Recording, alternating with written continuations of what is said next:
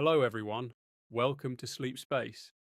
Tonight we will talk about something both mysterious and deeply human, the possibility that dreams are more than just fragments of our imagination.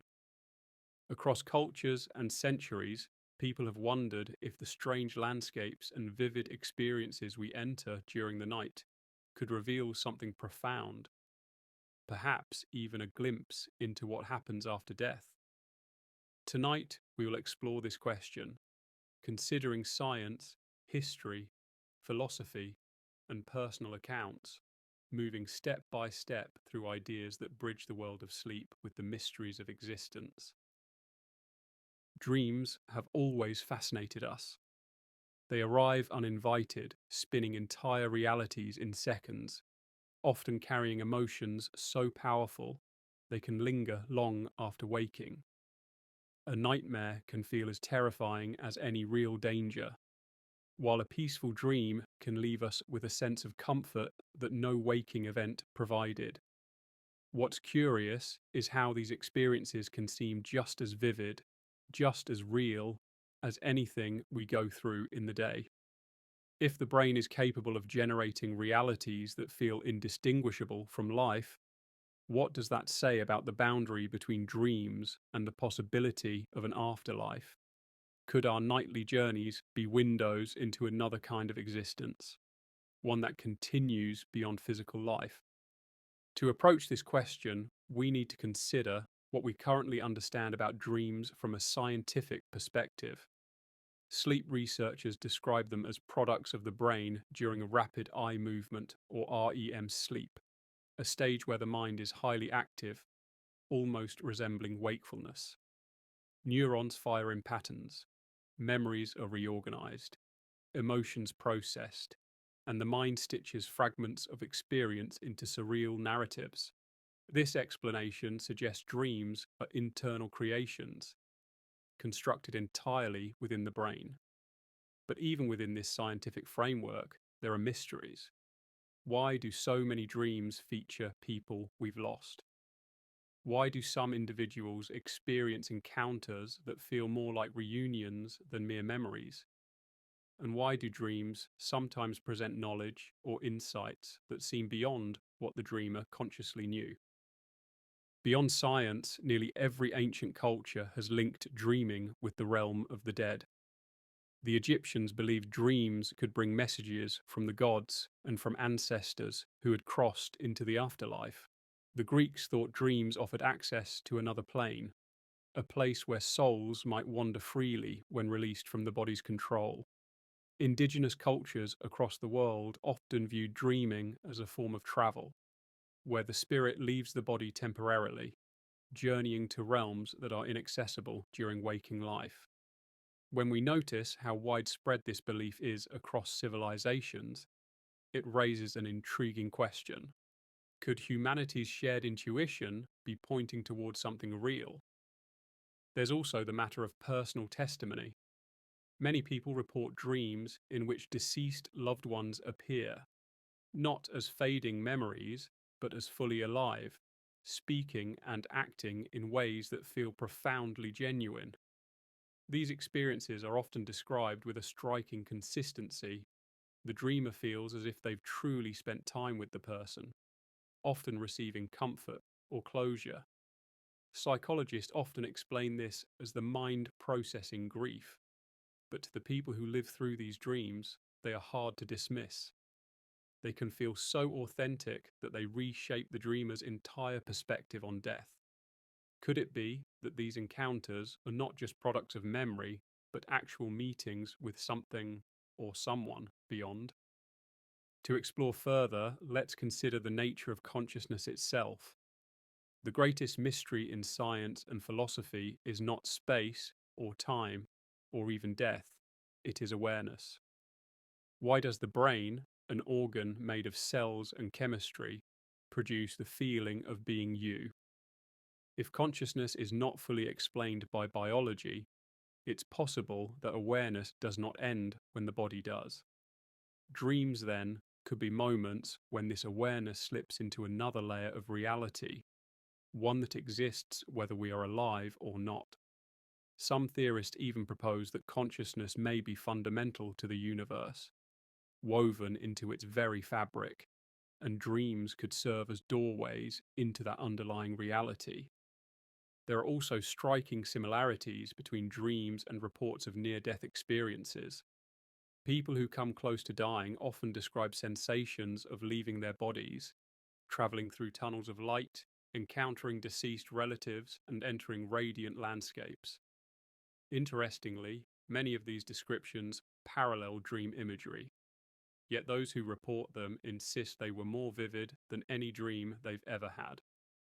If near-death experiences reveal even a fraction of what awaits, then perhaps our nightly dreams are like practice sessions, fleeting rehearsals of what it might be like to step beyond life. Some scientists take a more cautious view, suggesting that both dreams and near-death experiences are products of brain activity under unusual conditions. Dying brains may release floods of chemicals, while dreaming brains operate under altered neural patterns, creating hallucinations that feel extraordinary. But even if this is true, we're left with a strange paradox. Hallucinations and dreams can feel every bit as real as waking life. If subjective experience is our only way of measuring reality, how can we say with certainty that one state is real while another is false? From the perspective of the dreamer, the dream is reality, until waking breaks the spell. Perhaps death is similar, a transition where we awaken into a different form of existence, leaving this life behind the way we leave a dream. Another angle worth considering is how time behaves differently in dreams. We've all had the experience of dreaming entire adventures in what turns out to be just minutes of sleep. Time seems elastic, stretching or collapsing in ways that defy waking logic. If the afterlife exists, might time operate in similar ways? Could eternity feel like a moment, and a moment like eternity? Dreams provide a laboratory for experiencing these altered states of time, suggesting that reality itself may not be as fixed as we think. We should also look at the emotional power of dreams. Unlike ordinary imagination, dreams can leave us deeply moved. They can heal, frighten, inspire, or devastate. This emotional depth hints that dreams are not random noise but experiences that carry meaning, perhaps even communication. If there is an afterlife, it would make sense that it would not be a sterile or abstract place, but one saturated with feeling, memory, and connection. Dreams already embody these qualities. They immerse us in realities made of emotion as much as imagery. This could be why so many people interpret them as glimpses of another realm. Of course, we must balance wonder with skepticism. It's possible that the human mind, confronted with its own mortality, simply projects hope into dreams. Encounters with the dead, journeys through radiant landscapes, visions of peace. These could all be comforting illusions, generated by a brain that fears its own extinction. From this perspective, dreams are not glimpses of the afterlife, but rather mirrors reflecting our deepest wishes and fears. Yet even if this is true, does it make them any less meaningful? If dreams can offer comfort, clarity, or even the courage to face death, they serve a profound purpose, whether or not they reveal another world. In the end, the mystery remains open. Are dreams simply the brain's way of processing information, or are they doors that swing open for brief moments, giving us a preview of what lies beyond? Tonight, we'll wander through that mystery, tracing connections between science and spirituality, between what we know and what we can only imagine. The beauty of this question is not in reaching a definitive answer, but in realizing how much it reveals about ourselves, our longing for meaning, our fear of the unknown, and our hope that life continues beyond the veil. When we start asking whether dreams could be more than mental creations, it's useful to look closely at what neuroscience tells us about how they form. At their core, dreams emerge from activity in the brain's limbic system, an area tied to emotion, memory, and instinct. During rapid eye movement sleep, this system becomes highly active, while the rational prefrontal cortex, the part that handles logic and critical thinking, slows down. This imbalance explains why dreams often feel so emotional, vivid, and strange, without the boundaries of ordinary reason. In many ways, this mental state is a form of unfiltered consciousness, where the ordinary limits of perception dissolve. And in that loosened state, people sometimes encounter visions that feel larger than life, experiences that suggest journeys beyond the self. But neuroscience also presents puzzles. If dreams are purely generated within the brain, why do they sometimes contain knowledge or symbols that the dreamer has never consciously encountered? Why do people in grief describe dreams, where lost loved ones appear with information or comfort the dreamer could not have invented? Even if the brain is the stage, what is the source of the play? Some researchers suggest that dreams may allow unconscious material to surface, drawing on forgotten memories and hidden associations. Yet when dreams seem to deliver something that feels entirely new, a voice, a presence, an image unlike anything known, the possibility arises that they are more than internal reflections. They may be tapping into something beyond the limits of the individual mind. Philosophy complicates the matter further.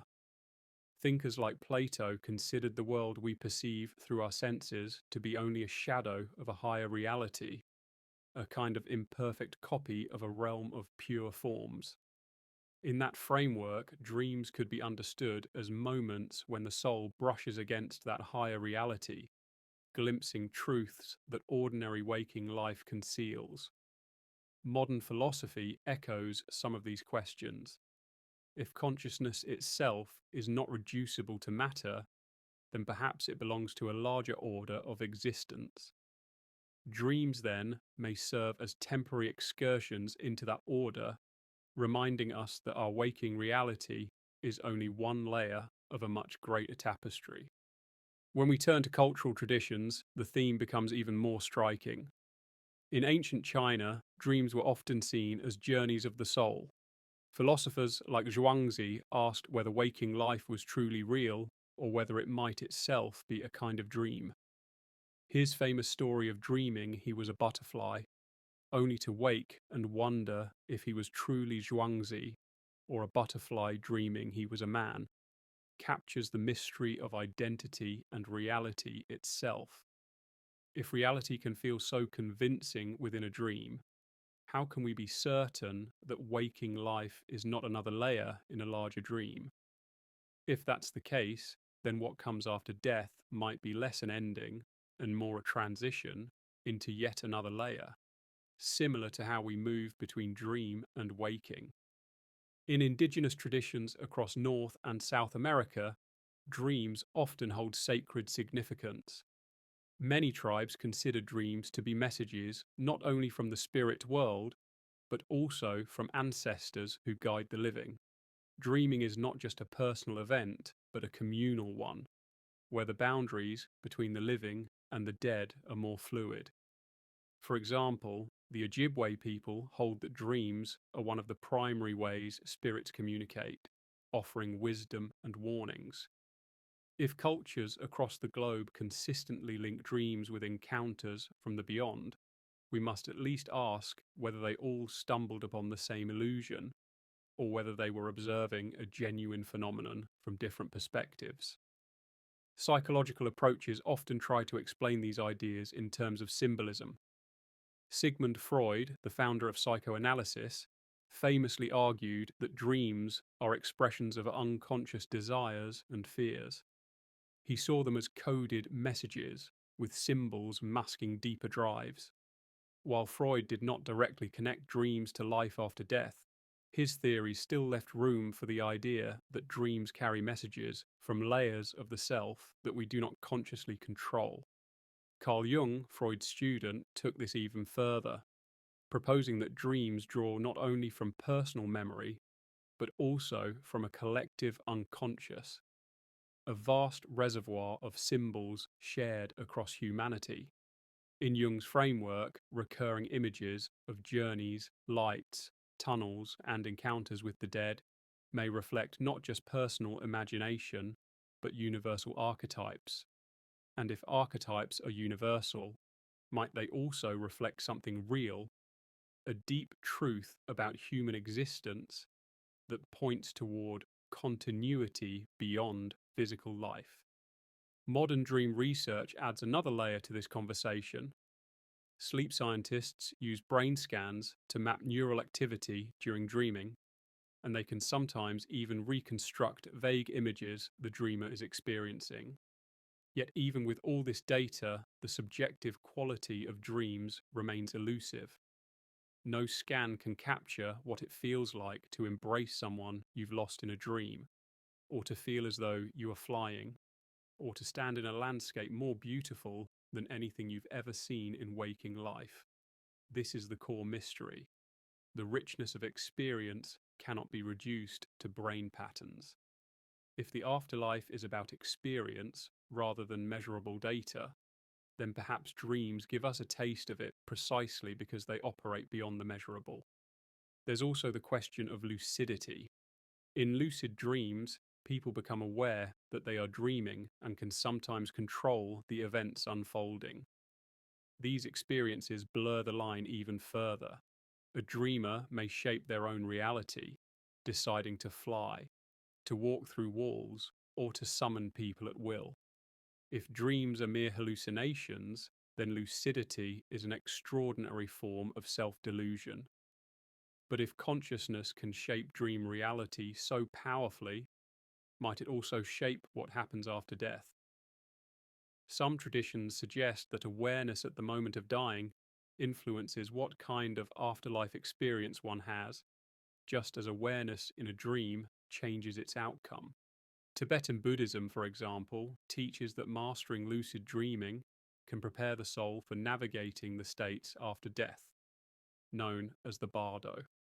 In this way, dreams are not just reflections, but training grounds for what lies beyond. Stories from individuals also bring depth to the question. Many people describe dream encounters where the presence of someone who has passed feels undeniably real. These are often described with a clarity and emotional intensity that stands apart from ordinary dreams. Sometimes the dreamer receives information they could not have known, such as the location of a lost object or details about family members. These moments challenge the view that dreams are nothing more than internal narratives. They suggest that, at least occasionally, dreams might involve contact with a reality outside the individual. Skeptics argue that these experiences can be explained through memory, coincidence, or the powerful influence of emotion on perception.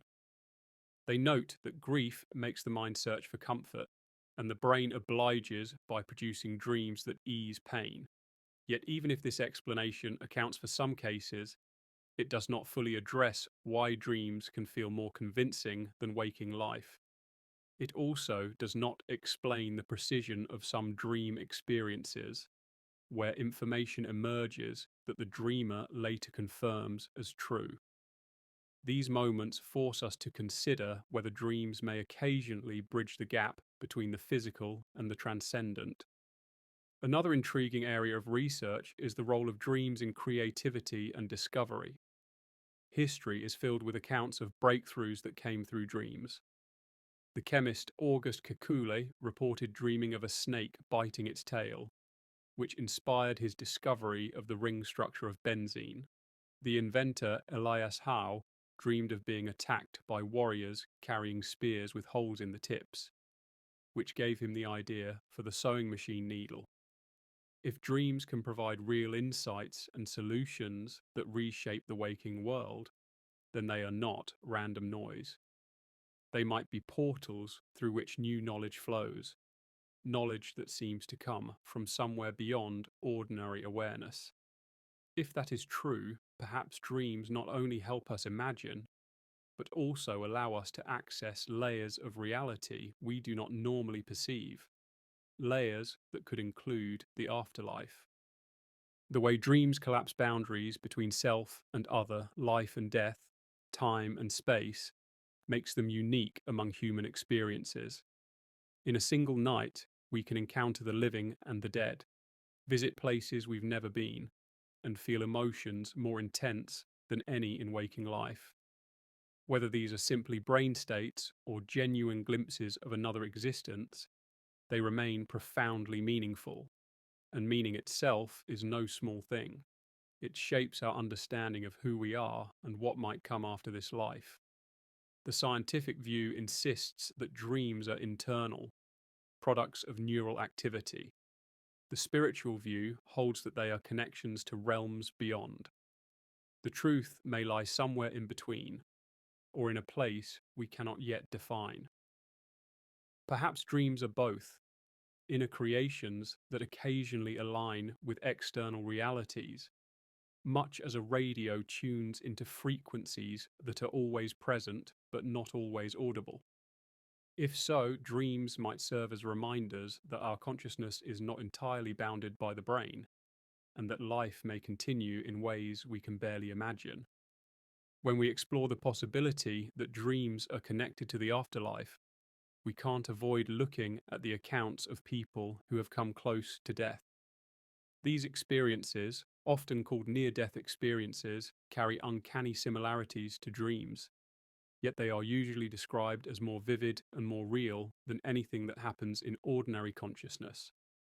The common features are striking: a sensation of leaving the body, a journey through darkness or a tunnel, encounters with radiant light, reunions with deceased loved ones, and a profound sense of peace or clarity.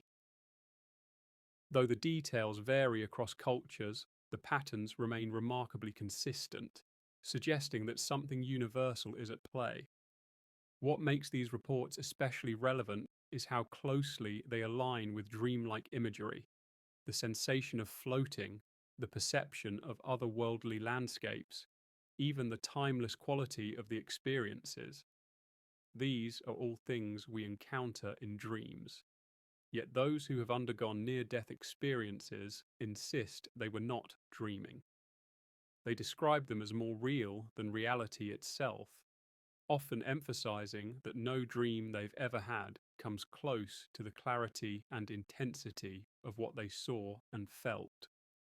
If dreams can simulate entire realities with such richness, and near-death experiences mirror those realities, perhaps they are tapping into the same underlying domain of consciousness.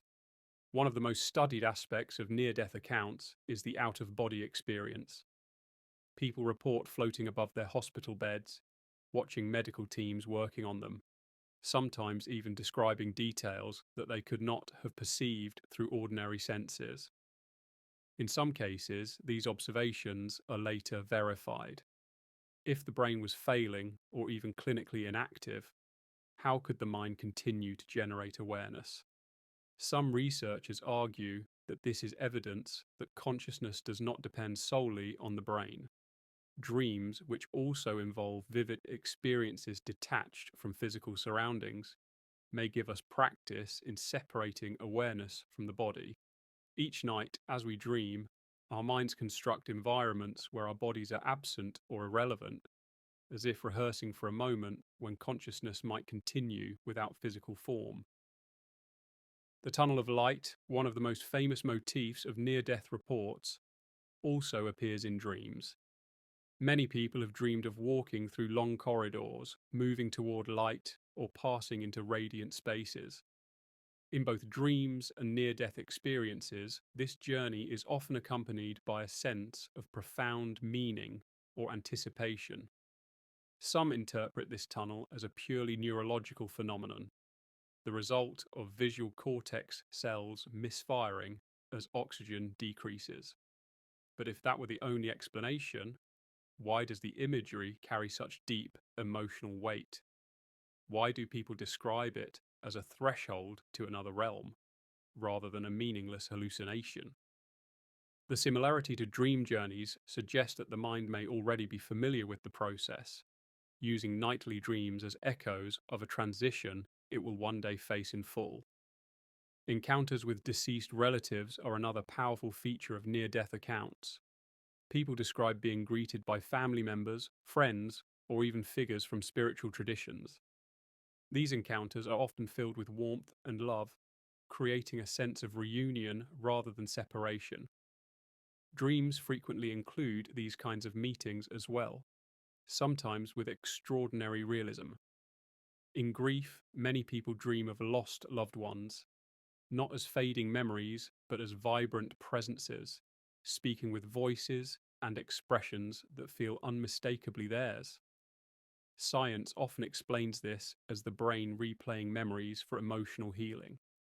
Yet, when we compare these dream encounters to the reunions reported in near-death experiences, the line between imagination and reality blurs. If the afterlife involves continued relationships, dreams might serve as the bridge where those bonds remain active, allowing us to visit with those who are no longer physically present. There is also the element of judgment or reflection. In near-death accounts, some people describe life reviews, moments when they see their entire life played before them, experiencing not just their own actions, but the feelings of those they affected. This review is sometimes described as instantaneous, yet infinitely detailed, transcending ordinary perception of time. Dreams, too, often compress or stretch time, presenting long narratives in mere minutes or allowing entire lifetimes to unfold in the space of a night. This elasticity of time may be one of the strongest connections between dreams and the possibility of an afterlife. If time itself functions differently in consciousness beyond the body, then our dream lives might be small-scale rehearsals for that timeless state. The emotional quality of near-death experiences is perhaps their most persuasive element. People return from them transformed. Fear of death often disappears. Many develop a new sense of purpose, compassion, and interconnectedness. Dreams also have this transformative capacity, though usually in subtler ways. A single dream can inspire a life decision, shift a perspective, or heal long-standing grief. Both experiences carry the ability to change a person at the deepest level, not because of what happens physically, but because of the meaning and reality felt in the mind. This suggests that the power of consciousness lies not in the distinction between waking and dreaming, but in the depth of experience itself. Skeptics argue that near-death experiences are simply the final flickers of the dying brain. They point to neurochemistry, oxygen deprivation, and the release of endorphins as explanations for tunnels of light, euphoria, and hallucinations. But this view faces a problem. Many near-death experiences occur when the brain shows little to no measurable activity. In cases of cardiac arrest, where the brain is deprived of oxygen for minutes at a time, people have still reported detailed experiences. If the brain was not functioning normally, how could it generate such clarity? Dreams, too, complicate the materialist perspective. While tied to brain activity, they feel far richer than random neural firings should allow. The brain may be the medium, but perhaps not the source.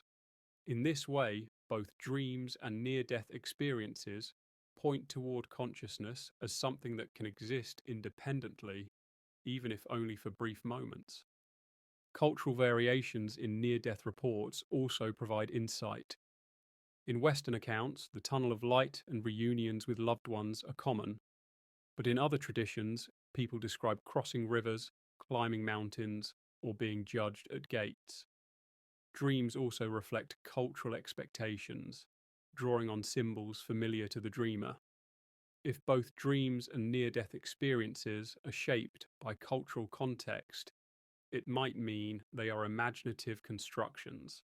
But another possibility is that the core experience, transition into another realm, is universal, while the imagery varies depending on belief and expectation. Just as dreams use familiar symbols to convey unconscious material, the afterlife might present itself in forms we can understand. In this sense, dreams may be rehearsals not only for death, but also for the way our minds will shape the afterlife itself. One fascinating overlap between dreaming and near-death experience is the sense of ultimate reality. In ordinary life, we take waking experience as the standard of truth. Dreams are often dismissed as illusions precisely because we wake up and discover they weren't real. Yet near-death experiencers insist that what they saw was more real than real. Some even struggle to return to ordinary life because it feels less vivid and meaningful compared to what they experienced. The fact that dreams can sometimes evoke a similar intensity challenges the assumption that waking life is the ultimate measure. Perhaps all states of consciousness, from waking to dreaming to dying, are layers of reality, each with its own truth. We must also consider what both dreams and near-death experiences say about identity. In dreams, we often find ourselves in bodies that do not feel entirely our own, or we shift perspectives, watching events as though from outside ourselves. In near-death accounts, people frequently describe detachment from the body, yet a continuity of awareness remains. If dreams allow us to exist without firm boundaries of self, perhaps they are conditioning us for an existence where identity is more fluid, less tied to the physical form.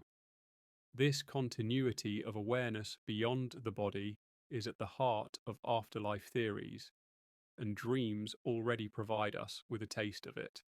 Some researchers studying near-death experiences suggest that they may be glimpses of consciousness entering a broader field, something like a universal mind. Dream researchers, too, have speculated that dreams may sometimes tap into a collective realm of knowledge. If both are accessing the same source, then dreams could be nightly rehearsals, small journeys into the same field of awareness that near-death experiences fully reveal. This might explain why dreams sometimes feel so profound, why they bring insights we cannot explain, and why they linger in memory long after waking. The link between dreams and near-death experiences does not prove that either is a window into the afterlife, but when taken together, they present a compelling case. Both dissolve the ordinary boundaries of reality. Both immerse us in vivid landscapes beyond the physical world. Both involve encounters with the dead, journeys through strange realms, and transformations of the self. Both suggest that consciousness can exist apart from the body. If they are illusions of a peculiar kind, ones that consistently point towards the same themes across cultures, times, and individuals. If they are more than illusions, then perhaps they are hints, fragments of a larger reality we are destined to enter. Throughout history, the human experience of dreaming has been inseparable from spiritual belief. Long before neuroscience tried to map brainwaves, cultures across the world turned to dreams as sacred evidence that life extended beyond the body. When people dreamed of visiting with their ancestors, they did not dismiss these moments as illusions. They accepted them as real encounters, proof that death was not the end. This connection between dreaming and the afterlife appears in nearly every major religion, woven into myths, rituals, and teachings that shaped entire civilizations. In ancient Egypt, dreams held divine significance. Temples were dedicated to what was known as dream incubation, ritual practices where people would sleep in sacred spaces in hopes of receiving messages from gods or from the dead. These dreams were carefully recorded on papyrus scrolls and interpreted by priests.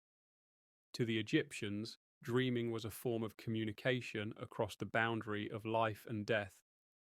The soul, or Ba, was believed to travel during dreams, visiting other realms and sometimes bringing back knowledge of what awaited after death. Considering how deeply Egyptians prepared for the afterlife, with elaborate tombs, mummification, and funerary texts like the Book of the Dead, their view of dreams as soul journeys was consistent with a culture that saw existence as continuing far beyond physical life. In the Hebrew Bible, dreams often carry messages from God, but they also blur the line between divine instruction and glimpses of eternity. Figures such as Jacob, who dreamed of a ladder reaching to heaven, described experiences that seemed not just symbolic, but direct visions of another realm. The ladder dream, for example, was interpreted as a pathway between the human and the divine, suggesting that dreams can reveal realities otherwise hidden. In Jewish mysticism, the soul is said to ascend during dreams, returning with fragments of heavenly knowledge. Here again, we see the belief that consciousness is not confined to the body, and that dreams provide a temporary release into the same realms we might enter permanently after death. Christianity inherited many of these ideas. In early Christian thought, dreams were sometimes considered visions granted by God or saints, often used to inspire faith or guide behavior. Medieval accounts are filled with stories of dream encounters with angels, demons, and the souls of the departed. These visions shaped theology about heaven, hell, and purgatory. Some saints even reported dreams of walking through the afterlife, describing its landscapes in great detail, as though they had toured it ahead of time. These accounts influenced how ordinary believers imagined what awaited them, reinforcing the idea that dreams could be genuine previews of eternity. In Islamic tradition, dreams are given profound respect. The Prophet Muhammad himself described dreams as a form of revelation, calling them one part of prophecy. Islamic scholars classify dreams into three types: those from God, which are true and meaningful; those from the self, which reflect daily thoughts; and those from external forces, which may mislead. Among these, true dreams are considered glimpses of truth, often containing messages or guidance. Stories abound of Muslims dreaming of paradise or visions of deceased relatives appearing in peace, reinforcing the conviction that dreams can reveal what lies beyond. In some traditions, it is believed that righteous people are granted more accurate dreams, while ordinary believers receive them as reassurance that the afterlife is real. Moving eastward, Hinduism offers another perspective. The Upanishads, ancient philosophical texts, speak of dreaming as a state where the soul temporarily leaves the body. This state is not considered mere illusion, but one of the many modes of consciousness. Hindu philosophy describes three fundamental states: waking, dreaming, and deep sleep, with a fourth state, turiya, representing pure consciousness beyond them all.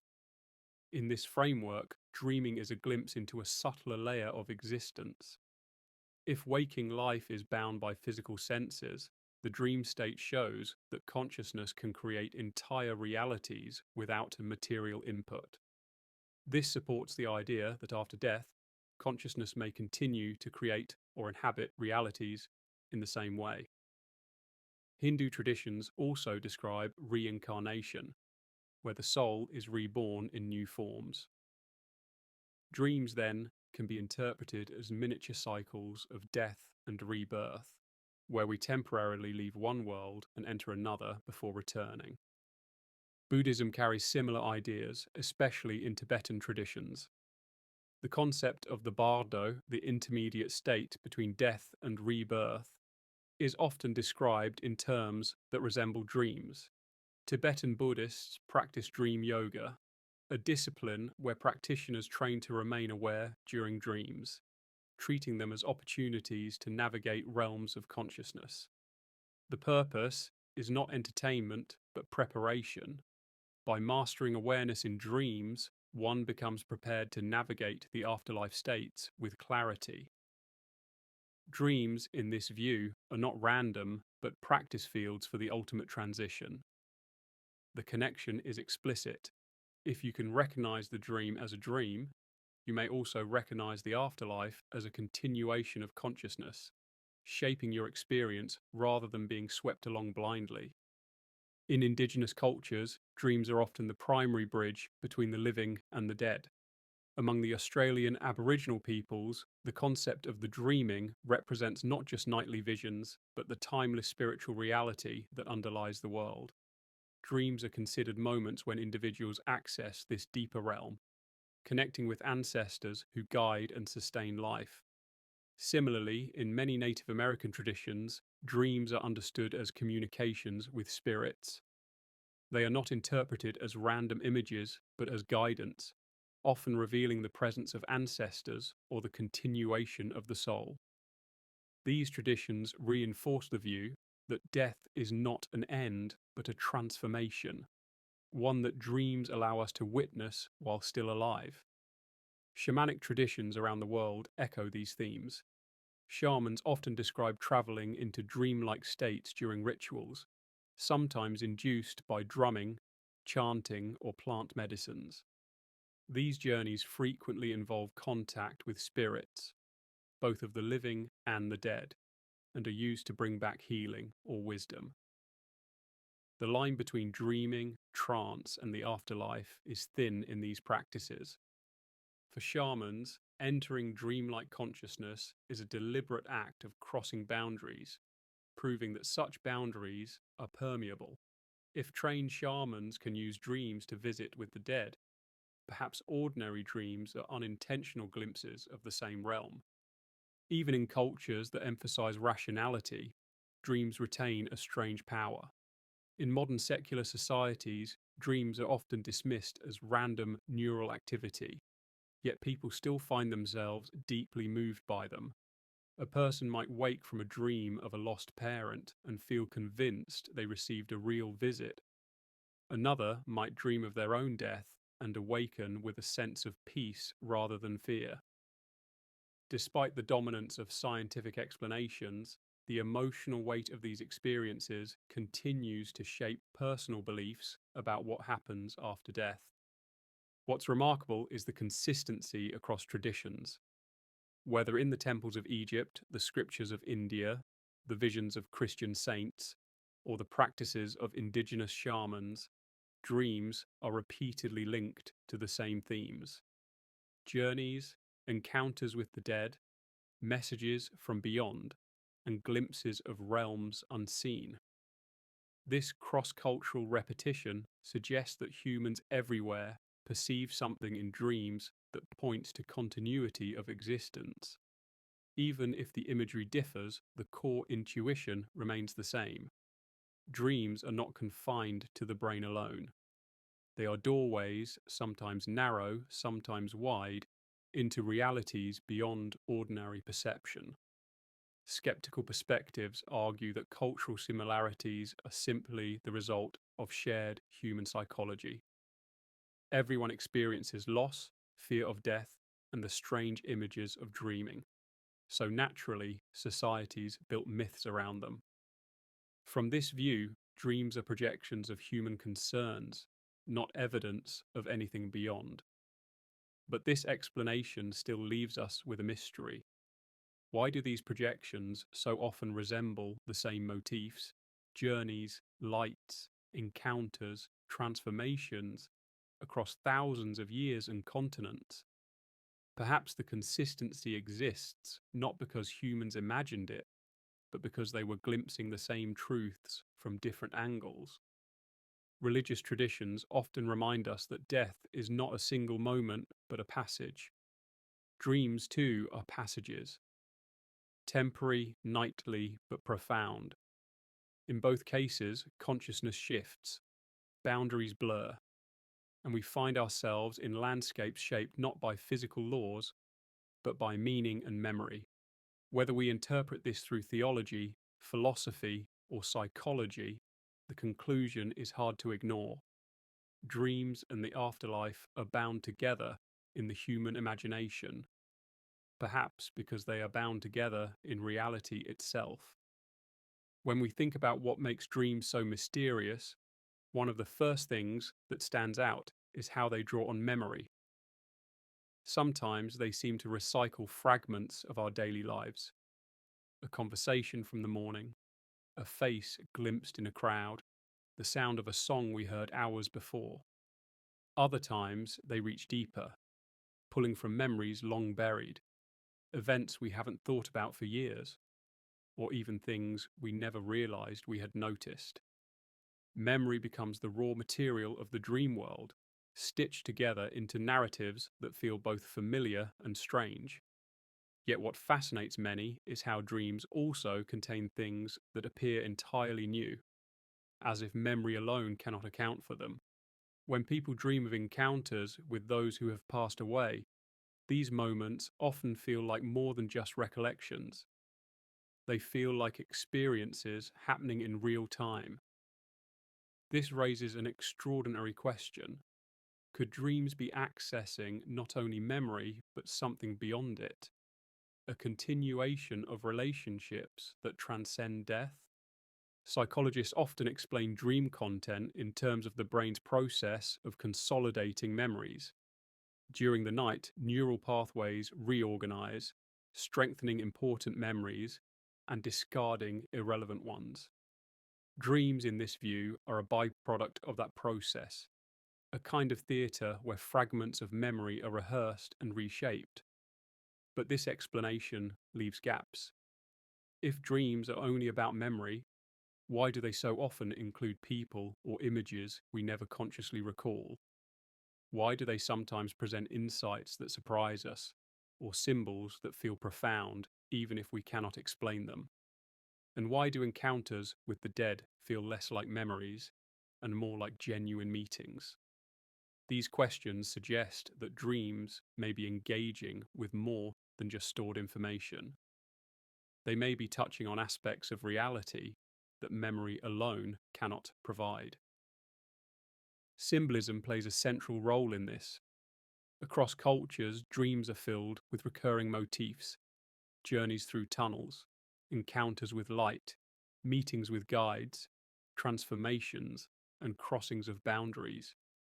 These symbols are so consistent that Carl Jung proposed the idea of archetypes, universal patterns of meaning embedded in the collective unconscious.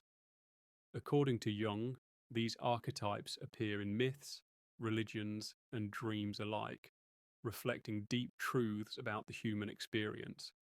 If that is the case, then recurring dream motifs are not random, but expressions of something fundamental, perhaps even glimpses of the structures of existence itself. When people dream of crossing rivers or walking through doors, it may symbolize death and transition, not only metaphorically, but also literally, as if the dream is rehearsing or revealing the process of entering another world. Consider the symbol of light. Many dreamers describe radiant lights, glowing figures, or luminous landscapes that fill them with awe or comfort. This imagery appears in countless religious traditions as well, where light symbolizes divinity, eternity, or ultimate truth. Near-death experiences also frequently involve movement toward a brilliant light. Why does this symbol appear so persistently? Is it simply the brain's response to neural stimulation in the visual cortex? Or is it pointing towards something real, an experience that awaits us beyond the limits of physical life? Dreams may not give us a definitive answer, but the recurrence of such symbols across time, cultures, and contexts suggests they hold meaning that transcends personal imagination. Recurring dreams add another dimension. Many people report dreaming the same scenario repeatedly, sometimes for years. These might involve being chased, flying, falling, or standing at a threshold they never cross. On one level, these can be understood as unresolved psychological themes, the mind returning to the same imagery until a lesson is learned. But from another perspective, recurring dreams might be rehearsals for universal transitions. A dream of endlessly approaching a door without opening it could reflect the psyche's preparation for death, the threshold that eventually all must cross. Flying dreams may symbolize the release from the body, a foreshadowing of what consciousness experiences when freed from physical form. If so, then recurring dreams are not just repetitive, they are training, preparing us for the ultimate passage. Dreams often use symbols that carry personal meaning as well. A dream of a childhood home may represent safety, memory, or the foundation of one's life. But when that home is filled with deceased relatives and the dreamer experiences warmth and love, the symbolism takes on a different weight. It becomes a place of reunion, a timeless gathering space where the living and the dead coexist. Many people wake from such dreams with the unshakable feeling that they did not simply remember their loved ones, but visited with them in a place beyond time. Whether or not this can be proven, the effect is undeniable. Dreams like these reshape beliefs, offering comfort and reinforcing the conviction that death is not the end. One particularly striking feature of dreams is how they sometimes reveal information unknown to the dreamer. There are accounts of people dreaming of the death of a loved one before being informed, or dreaming of events that later come to pass. While skeptics attribute these to coincidence or selective memory, the experiences themselves are powerful for those who live through them. If dreams can occasionally access information beyond the conscious mind, could they also access realities beyond life itself? The symbolic nature of dreams allows them to operate in ways that bypass ordinary logic, making them ideal vehicles for glimpses of something larger. In many cultures, symbolism in dreams is not only acknowledged, but systematically interpreted. Ancient dream books from Mesopotamia, Egypt, and Greece provided detailed guides to understanding dream symbols, many of which involve death and the afterlife. For example, dreaming of water might be interpreted as a journey into the realm of the dead, while dreaming of birds could symbolize the soul's departure from the body. These interpretations may seem superstitious to modern eyes, but they reflect a long-standing belief that dreams reveal truths about mortality. The persistence of these practices across civilizations indicates that humans everywhere have sensed a link between dream symbols and the reality of what comes after death. Modern psychology often resists the idea of dreams as glimpses of another world, preferring to see them as mirrors of the psyche. Yet even within this framework, symbolism points to something profound. If dreams continually present images of death, transformation, and reunion with the dead, then the psyche itself seems preoccupied with continuity beyond life. Whether this continuity is literal or metaphorical remains an open question, but the symbolism of dreams does not allow us to dismiss the possibility lightly. Another layer of this discussion is the way dreams dissolve boundaries of time. In a dream, we can revisit childhood, live in imagined futures, or even experience moments outside of chronological order. This fluidity mirrors many spiritual descriptions of the afterlife, where time no longer flows in the linear way we know it. Dreams may therefore symbolize not only death, but also eternity, offering us miniature experiences of timelessness. This could explain why dreams often feel larger than life, as if they contain more than could possibly fit into the minutes or hours we slept. The role of symbolism also connects directly to the human need for meaning. Death is the great unknown, and dreams may serve as nature's way of giving us metaphors to approach it. The imagery of tunnels, lights, rivers, and doors allows us to imagine what cannot otherwise be known. These symbols comfort us, frighten us, and prepare us for the inevitable. They are the language of the unconscious, but perhaps also the language of the soul, speaking about realities that words cannot capture directly. Some scientists argue that the persistence of these symbols is simply the result of shared human biology. Everyone has similar brains, similar emotions, and similar fears, so naturally, our dreams share the same themes. Yet, even if this is true, it does not diminish the power of these symbols. It may, in fact, reinforce their universality. If all humans dream of journeys, thresholds, and encounters with the dead, then perhaps these are not just coincidences, but reflections of a reality we all face together. Death is universal, and so perhaps are the symbols that prepare us for it. When we examine dreams closely, their use of memory and symbolism seems to point toward continuity of existence. They remind us that the mind is not confined to the present moment, that it can create realities beyond physical boundaries, and that it can rehearse transformations we have not yet undergone. Whether we interpret this through psychology, spirituality, or philosophy, the conclusion is the same. Dreams prepare us for something larger than waking life. They may not prove the existence of an afterlife, but they consistently gesture toward it, as if offering us previews in a language we can only partly understand. In this way, memory and symbolism in dreams become bridges between the known and the unknown. They connect our personal histories to universal patterns, our private griefs to the collective mystery of death, and our nightly visions to the possibility of eternity. Whether these connections are metaphors or realities remains uncertain, but they continue to move us, comfort us, and challenge us to wonder whether our dreams are not just private creations, but fragments of a greater truth.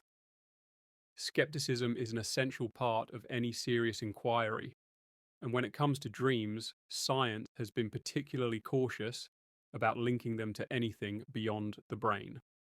From the perspective of neuroscience, dreams are not windows to another realm, but products of chemical activity, neural firing, and random stimulation that the brain strings together into narratives. For many researchers, the notion that dreams could reveal the afterlife is not only unprovable, but unnecessary, since existing biological explanations seem sufficient to account for the phenomena. Yet the strength of these explanations depends on how fully they answer the experience itself, and this is where skepticism both illuminates and leaves room for questioning. One of the foundational theories in neuroscience is that dreams emerge from the brain's attempt to make sense of internal noise.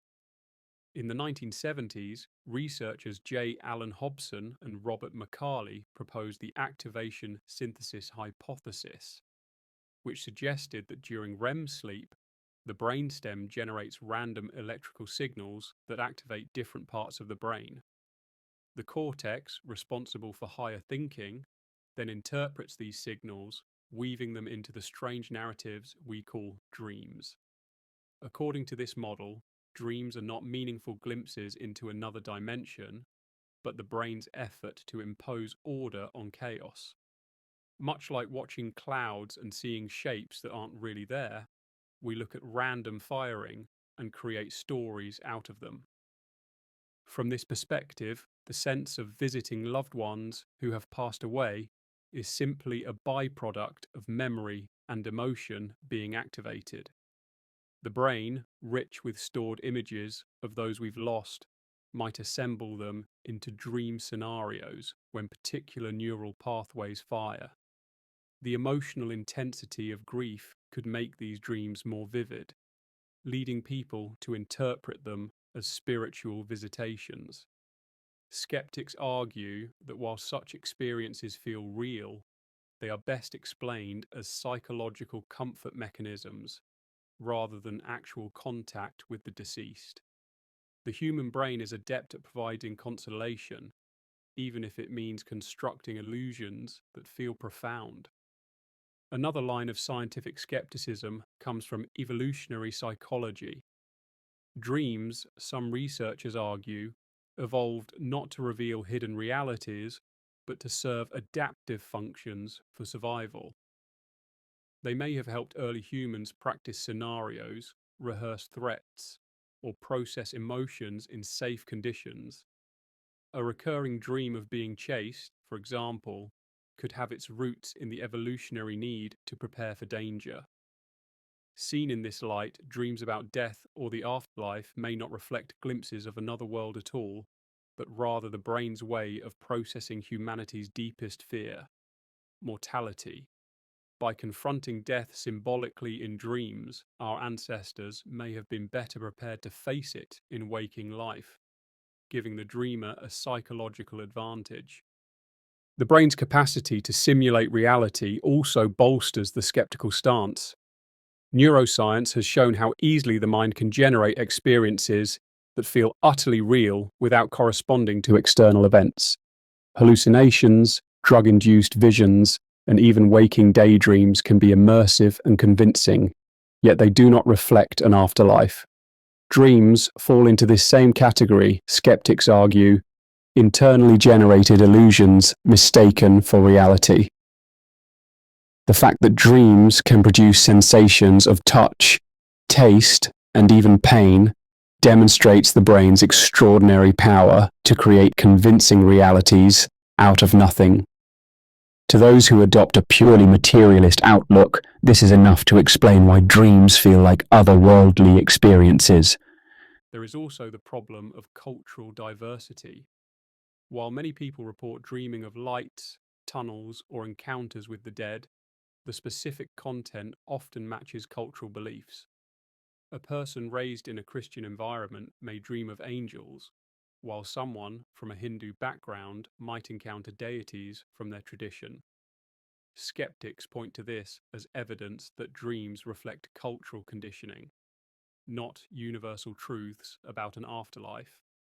If dreams truly opened a window to another reality, one would expect more consistency across individuals. Instead, the variation suggests that dreams are shaped by belief, expectation, and personal experience rather than by an objective realm beyond life. Neurological studies of the brain during sleep reinforce this skeptical framework. Using functional imaging, scientists have observed which brain regions activate during dreaming. The limbic system, which governs emotion, is highly active, explaining why dreams are often charged with feeling. Meanwhile, the prefrontal cortex, responsible for rational judgment, is less active, accounting for why dream scenarios can be bizarre, yet still accepted as real while dreaming. From this perspective, dreams are vivid because of heightened emotion and disjointed because of reduced rational oversight. What feels profound is, skeptics argue, simply a result of neurochemistry rather than a bridge to eternity. Yet skepticism itself must be examined critically. While the activation synthesis model provides one explanation, it does not account for why dreams can feel coherent, insightful, or transformative. If dreams are random, why do they sometimes present solutions to waking problems?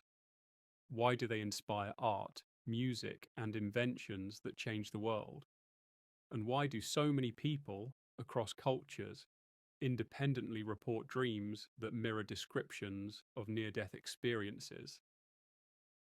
Skeptics might say these are coincidences, but the accumulation of such patterns challenges the idea that randomness is the full story. Moreover, the brain's ability to generate convincing realities does not necessarily disprove the possibility of those realities existing. Just because the brain can simulate contact with the dead does not mean all such contact is imaginary. The fact that dreams are mediated through the brain does not tell us whether the source of those dreams is purely internal or potentially connected to something beyond. A radio translates signals into sound using circuits and wires. But the presence of circuitry does not mean the music originates from inside the radio.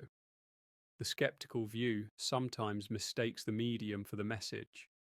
Even the cultural diversity argument is more complex than it first appears.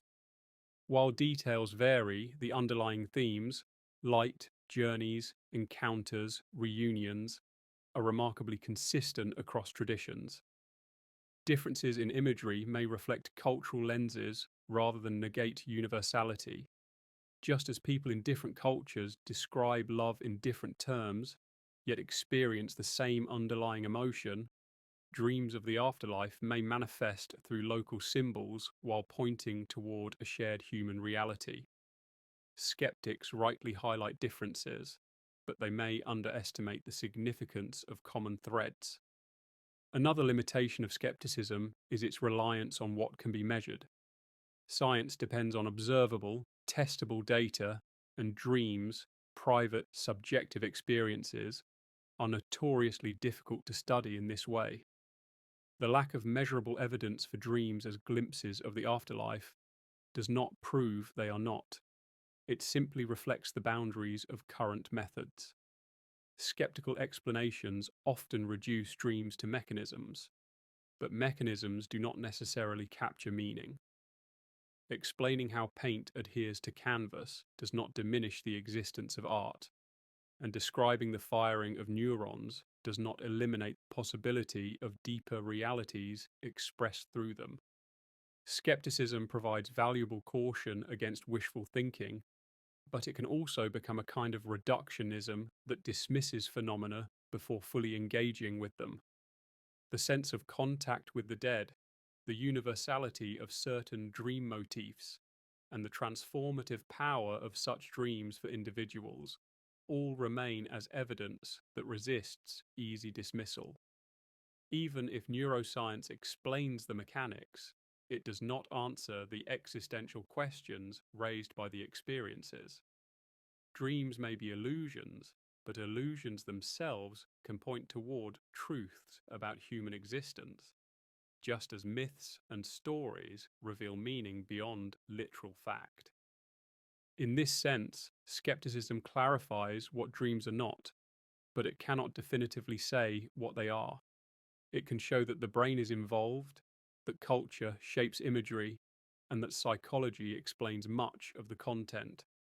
Yet it cannot fully address why these experiences matter so deeply, or why they so often align with humanity's most persistent intuitions about death and continuity.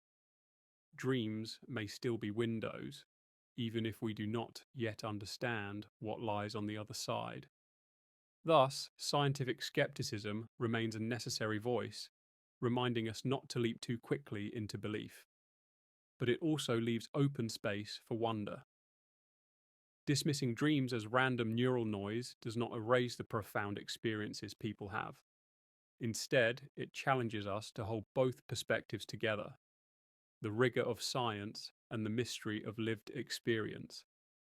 Perhaps the truth of dreams lies not in choosing one over the other, but in recognizing that both may hold part of the answer. If scientific skepticism urges us to see dreams as the brain's private illusions, spiritual traditions offer an almost opposite vision. To them, dreams are not confined within the walls of the skull, but extend outward, touching dimensions of reality that remain hidden in ordinary waking life. For countless cultures across history, the dream world has been considered a meeting ground between the living and the dead, a threshold space where the boundaries of existence grow thin. What science calls hallucination or memory, spirituality interprets as communion. What skepticism dismisses as coincidence, metaphysical traditions regard as revelation. Among the ancient Egyptians, dreams were sacred experiences carrying messages from gods and ancestors. They developed elaborate systems of dream interpretation, and dream temples were built as places where seekers could sleep in hopes of receiving divine guidance. To dream of a deceased loved one was not seen as imagination, but as an authentic encounter, a sign that the soul of the departed had crossed into the dream world to offer reassurance or warning. For Egyptians, the afterlife was already woven into dreams, with the two realms connected by invisible passageways. In indigenous traditions across the Americas, Australia, and Africa, dreams are often regarded as visits to the spirit world. The Australian Aboriginal concept of the dream time describes a timeless realm of creation where ancestors dwell and from which the material world originates. In this view, dreaming is not merely psychological but cosmological. It allows access to a fundamental layer of reality that continues after death. The souls of the departed are believed to move within this dreaming, and those who dream may meet them, receive their guidance, or share in their knowledge. Rather than being reduced to random firing neurons, these dreams are considered participation in the ongoing story of existence. In ancient Greece, dreams were thought to be messages from the gods or from the souls of the dead. Temples dedicated to Asclepius, the god of healing, often included chambers where patients slept to receive dreams that would guide their treatment. The philosopher Plato suggested that the soul, when freed from the distractions of the body during sleep, could glimpse truths normally hidden. If the soul is immortal, he reasoned, then dreams might allow temporary access to the same realm it will inhabit after death. In this way, Greek thought linked dreaming directly to the destiny of the soul beyond mortal life.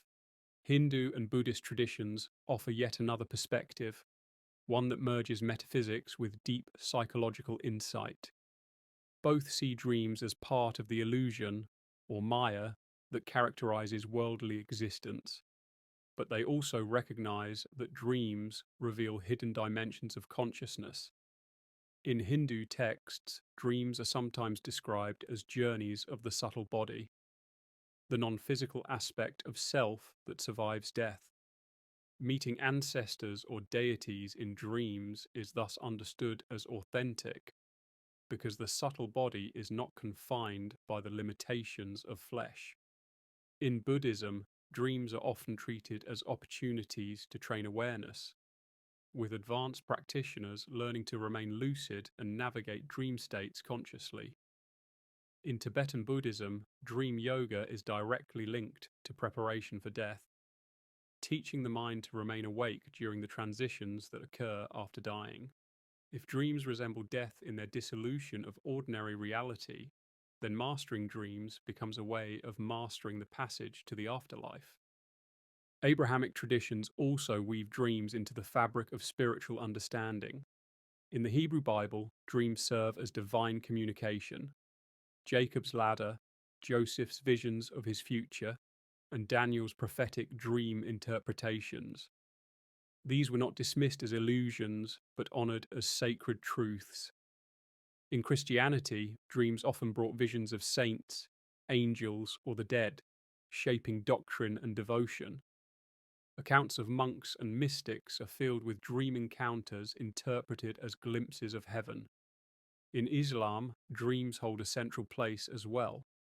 The Prophet Muhammad is said to have received revelations through dreams, and Islamic tradition distinguishes between ordinary dreams, those that arise from the self, and true dreams, which are considered messages from God or visits from the unseen. Among these true dreams, encounters with the dead are regarded as especially significant, often interpreted as real interactions with souls in the afterlife. What unites all these traditions is the conviction that dreams are more than personal fictions. They are doors, thresholds, or bridges between worlds. The living may step into the realm of the dead, and the dead may step into the realm of the living, using dreams as the meeting ground. From this perspective, when a grieving parent dreams of holding their child who has passed, the moment is not just psychological comfort, but a genuine reunion. When someone dreams of a deceased ancestor offering advice, the message is not imaginary, but real, delivered across the veil of death. Modern spiritual movements continue this lineage. Many people involved in contemporary metaphysical practices, whether mediumship, energy work, or astral projection, regard dreams as proof that consciousness can exist beyond the body. Reports of lucid dreaming, where individuals maintain awareness and control while dreaming, fuel the belief that dreams are not confined to illusion, but can be navigated as alternate realities. Those who practice astral travel often describe leaving their bodies during dreams, traveling through realms populated by both living dreamers and the spirits of the dead. These experiences, whether seen as metaphors or literal journeys, reinforce the conviction that dreams open onto dimensions that continue after death. What makes the spiritual perspective compelling is not just tradition, but the intensity of personal testimony. Across time and cultures, people have reported dreams of the dead that change their lives. These dreams are often marked by qualities that set them apart from ordinary dreams: clarity, vividness, emotional power, and a sense of presence that feels utterly real. Many describe these experiences as more real than waking life, as if the dream carried an authenticity that ordinary perception lacks. The consistency of these reports across cultures and eras makes them difficult to dismiss. Skeptics may interpret them as illusions of the grieving mind, but for those who experience them, no argument can convince them they did not touch something real. Spiritual traditions also highlight the continuity between dream imagery and descriptions of near-death experiences. Both involve journeys through tunnels, encounters with deceased loved ones, and visions of light. If near-death experiences are indeed glimpses of what lies beyond, then dreams that mirror them might be considered partial or preparatory versions of the same journey. This would explain why so many dream symbols resonate so deeply. They are not random, but reflections of a universal process of transition. Even within the skeptical framework, the persistence of these themes raises questions. Why do so many cultures independently arrive at the idea that dreams connect us to the dead? Why do recurring images of journeys, lights, and encounters appear across thousands of years? Spiritual traditions answer these questions by affirming that dreams really do connect us to another realm. They see the universality not as coincidence, but as evidence of truth. Of course, spiritual interpretations vary, and not all are comforting. Some traditions warn of deceptive spirits that may appear in dreams, or of negative forces that exploit the vulnerability of sleep. These cautionary views highlight the belief that dreams are not entirely under our control, that they open us to influences beyond the self. Whether one interprets these as literal entities or symbolic aspects of the psyche, they reinforce the idea that dreams connect us to something larger than personal imagination. What emerges from the spiritual and metaphysical perspective is a vision of dreams as shared spaces between worlds. They are not simply mirrors of our thoughts, but portals into realities where the living and the dead interact, where time dissolves, and where the soul rehearses or participates in the great transitions of existence. While science views dreams as brain-generated phenomena, spirituality insists they are experiences of the soul. The divergence between these views reflects different ways of knowing, one through measurement and experiment, the other through lived experience and testimony. Both reveal parts of the truth, but the spiritual vision offers meaning that skepticism alone cannot provide. Philosophy has long been drawn to dreams, not only for their strangeness, but for the questions they pose about reality itself. If a dream can feel as real as waking life, what does that say about our ability to distinguish truth from illusion? And if dreams bring us into contact with images of death and encounters with the departed, could they also hint at continuity beyond life? Philosophers across cultures and centuries have wrestled with these questions, sometimes dismissing dreams as illusions, sometimes elevating them as glimpses of ultimate reality. One of the earliest philosophical treatments of dreams comes from Plato. In his dialogues, he suggested that the soul is immortal and that dreams could reveal truths obscured by the distractions of bodily life. When the mind is freed from the senses during sleep, it can perceive deeper realities, including those related to the destiny of the soul. In this sense, Plato treated dreams not as random, but as opportunities for the soul to touch eternal truths. He even hinted that dreams might offer previews of the soul's journey after death, much as philosophers seek to prepare for death by detaching from bodily concerns. For Plato, philosophy itself was a rehearsal for dying, and dreams could participate in that same preparation. Aristotle, however, approached dreams with a more empirical eye. He saw them as the byproducts of sensory impressions lingering in the body, a kind of residue of waking life. To him, dreams did not reveal other worlds but reflected internal processes. Yet even Aristotle could not avoid the mystery of their apparent prophetic power.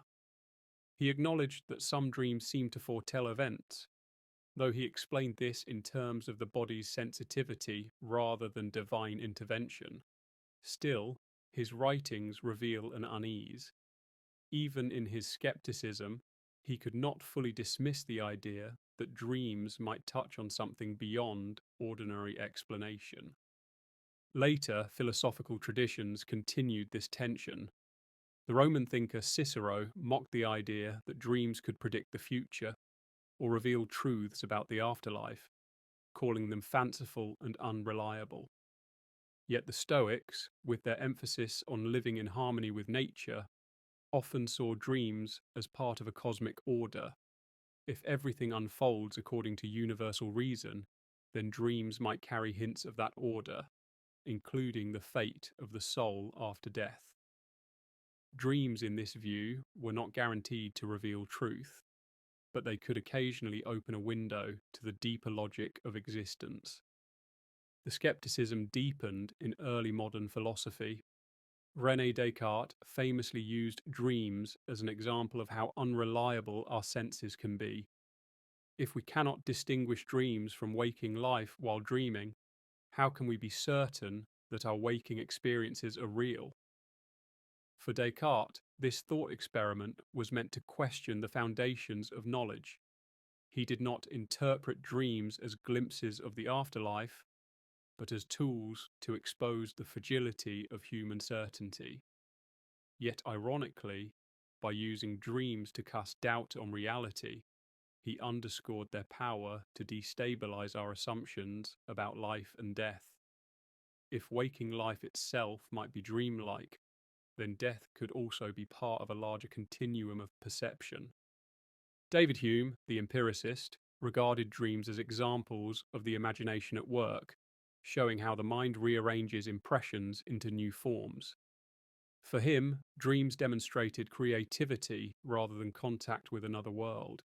He emphasized their unreliability as guides to truth, preferring the evidence of direct experience.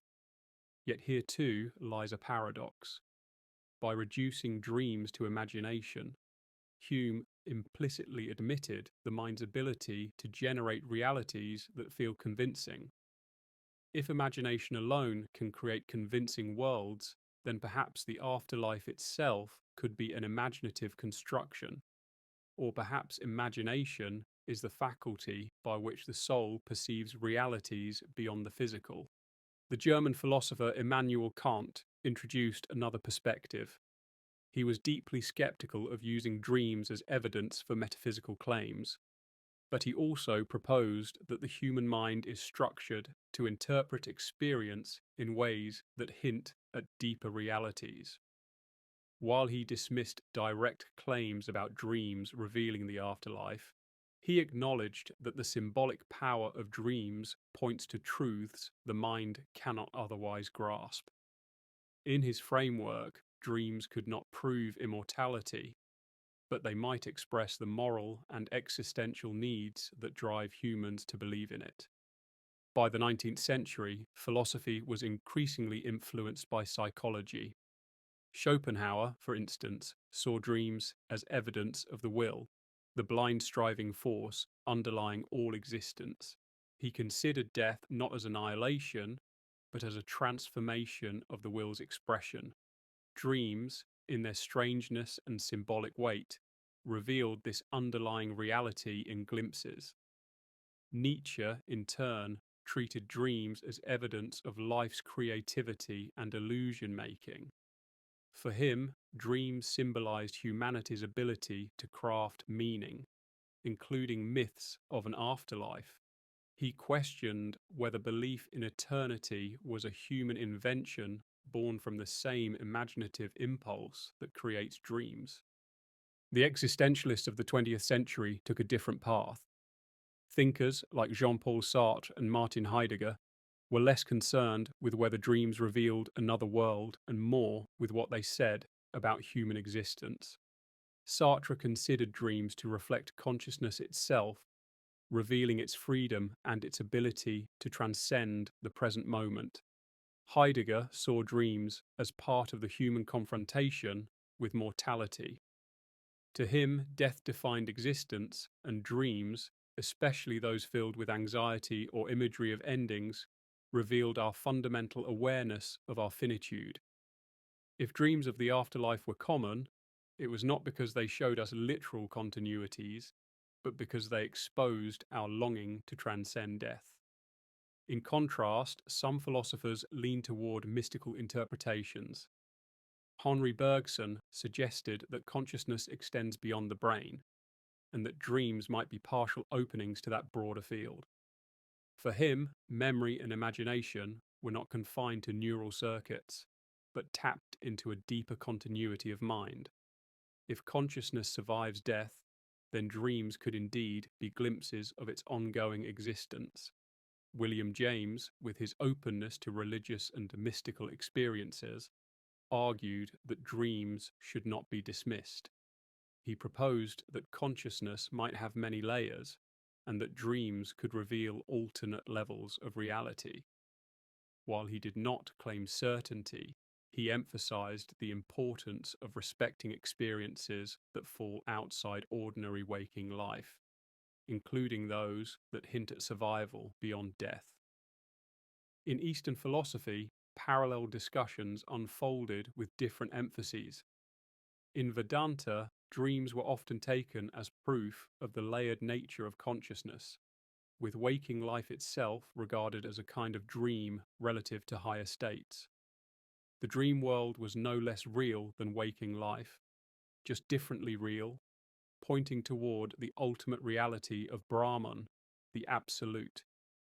Death, in this framework, is another transition between states of awareness, much like moving from waking to dreaming. Similarly, in Taoist philosophy, the famous story of Zhuangzi dreaming he was a butterfly, and then questioning whether he was a man who dreamed of being a butterfly, or a butterfly dreaming he was a man, captured the radical uncertainty of distinguishing life from dream. If the boundary between states is porous, then perhaps the afterlife is simply another dream we have not yet woken from. Contemporary philosophy continues to wrestle with these questions in light of advances in neuroscience and cognitive science. Some philosophers argue that dreams, like consciousness itself, resist complete explanation in material terms. They suggest that the persistence of afterlife imagery in dreams may not be reducible to evolution or culture alone. Others remain skeptical, arguing that human beings project their hopes and fears onto dreams, creating illusions of eternity where none exists. What makes philosophy valuable in this discussion is its refusal to settle too quickly. It keeps the questions open, pressing us to examine assumptions. If dreams feel real, should we trust them? If they reveal visions of death and beyond, do those visions mean anything beyond psychology?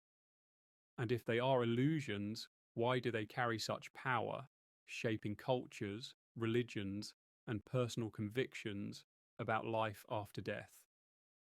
Ultimately, philosophy does not answer these questions so much as deepen them.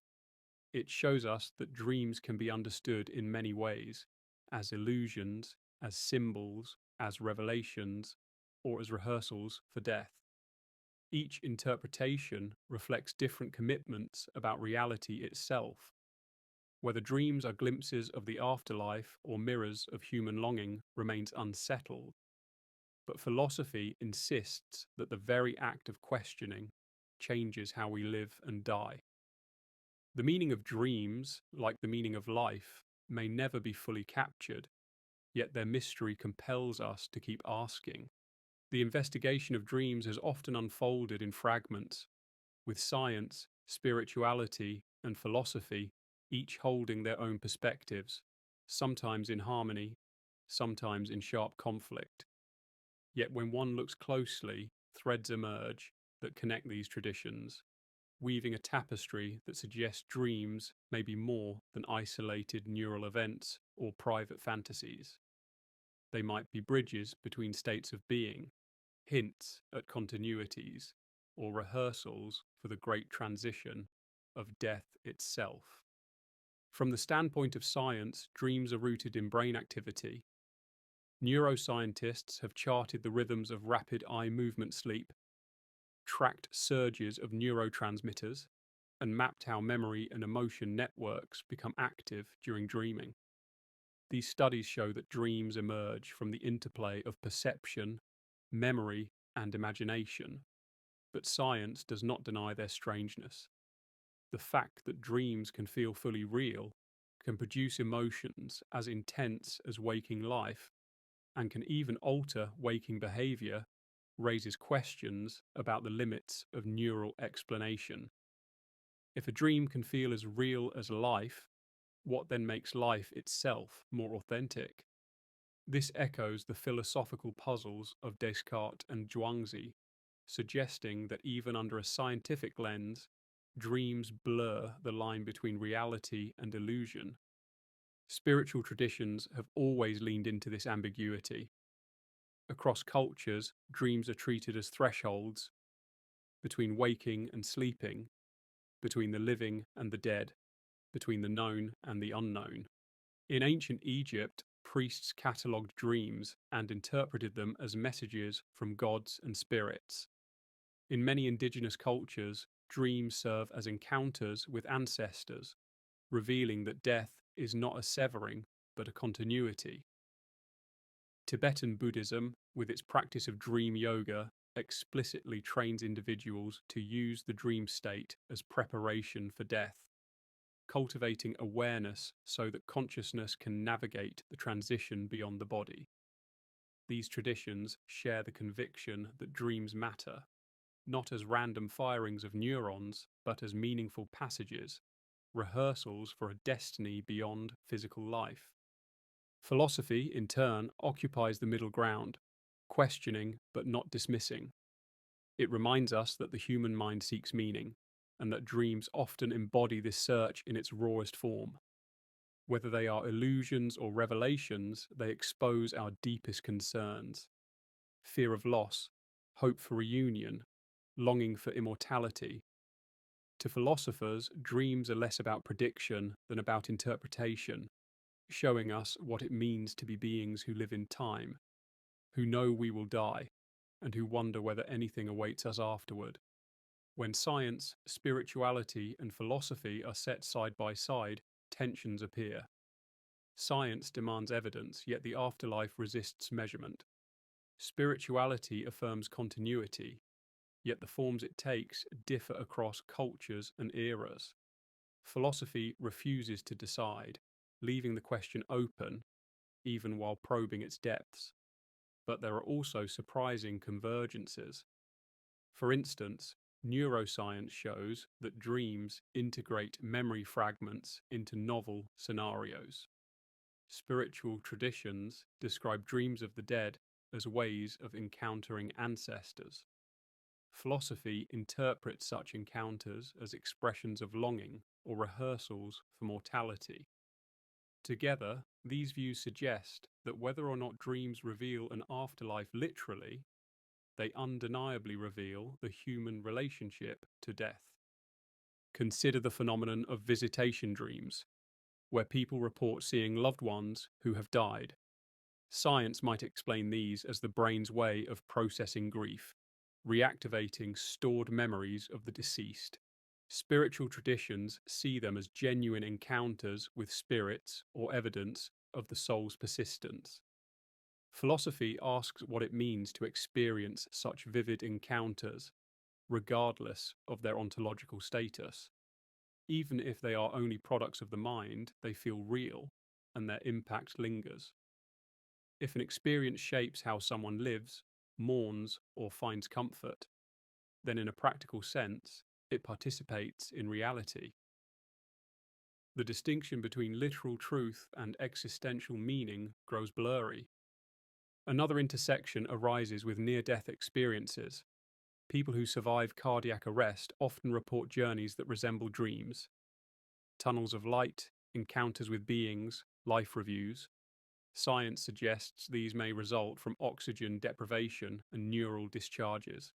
Spiritual traditions interpret them as evidence of the soul leaving the body. Philosophy asks whether the experience of such states reveals something about the structure of consciousness itself.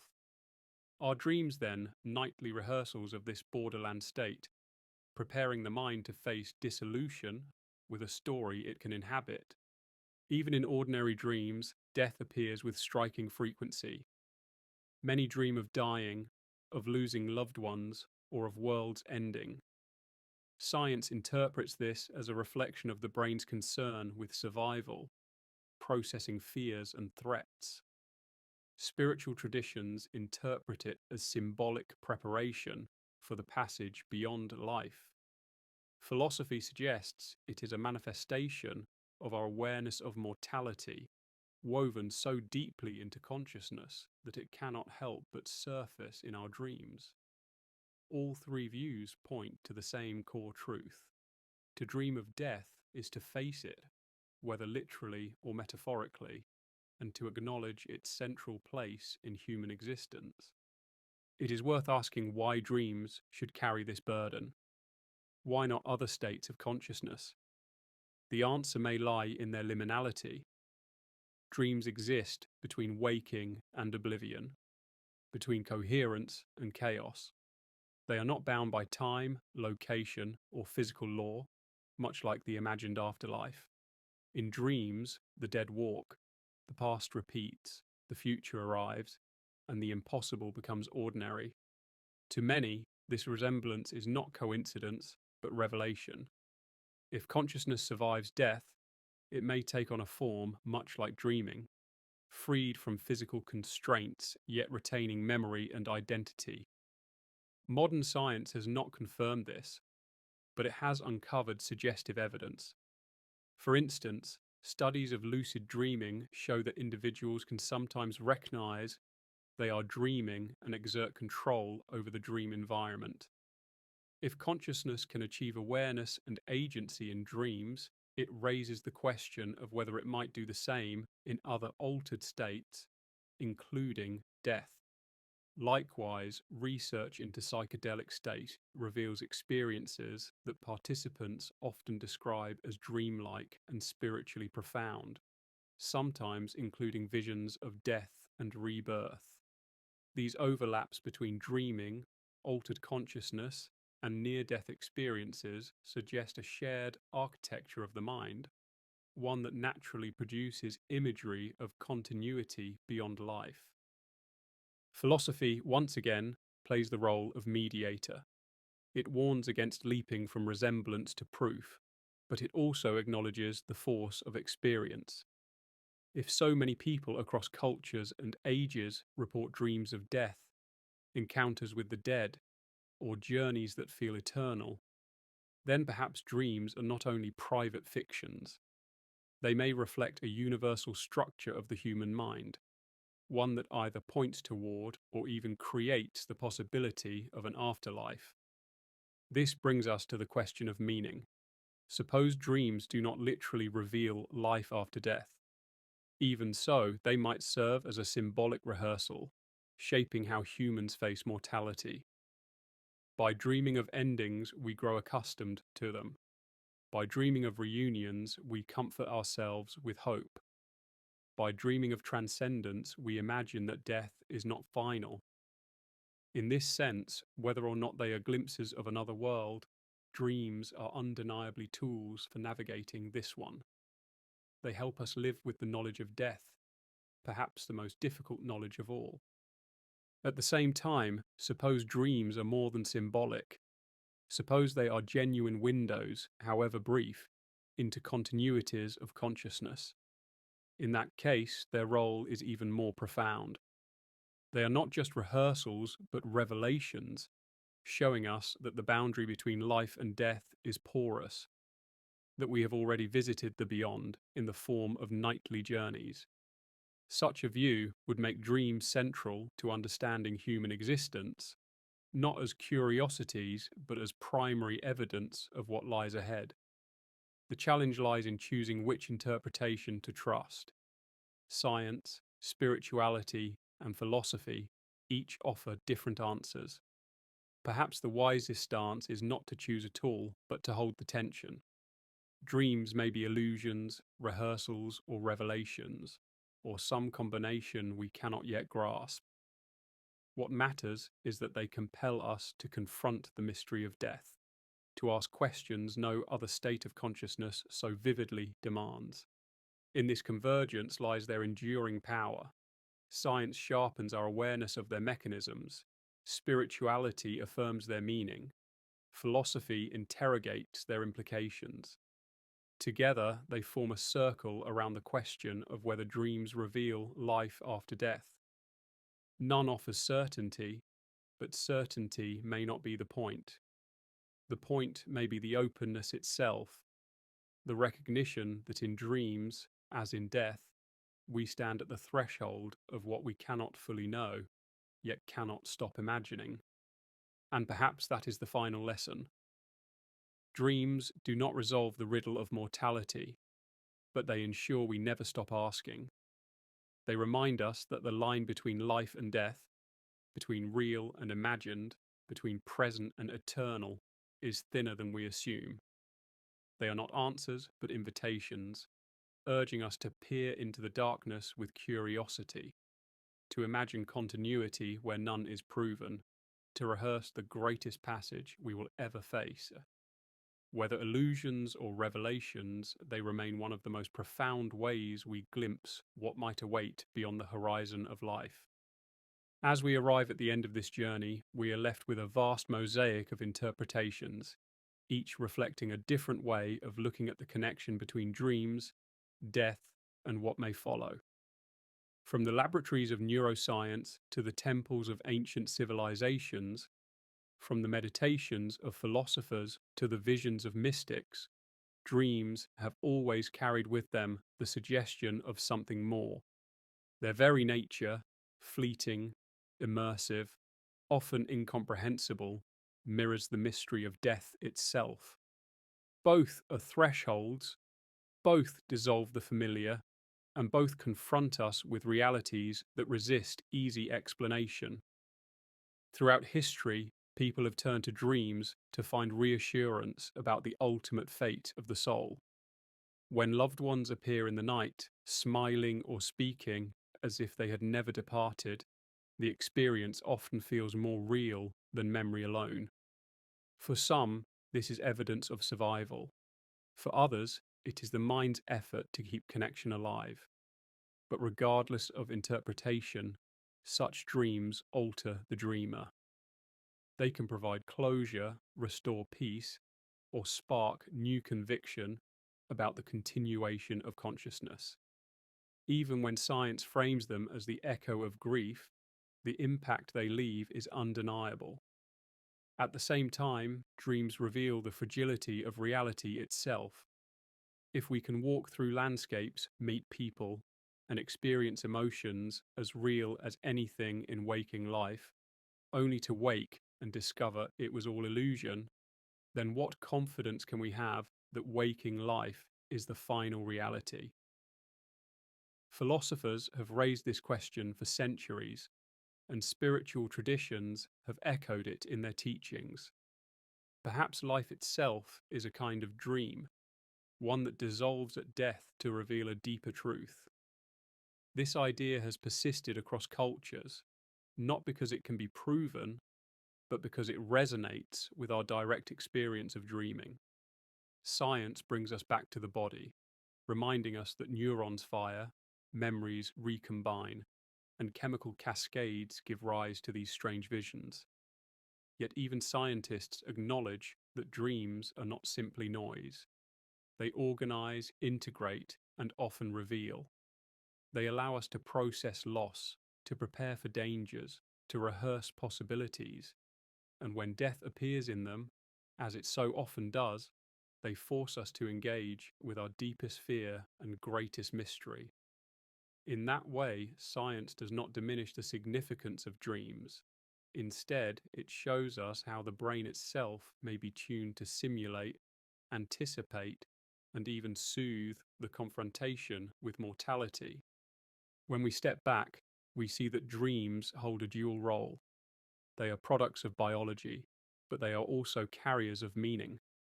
They speak to the survival of memory, the persistence of identity, and the longing for continuity.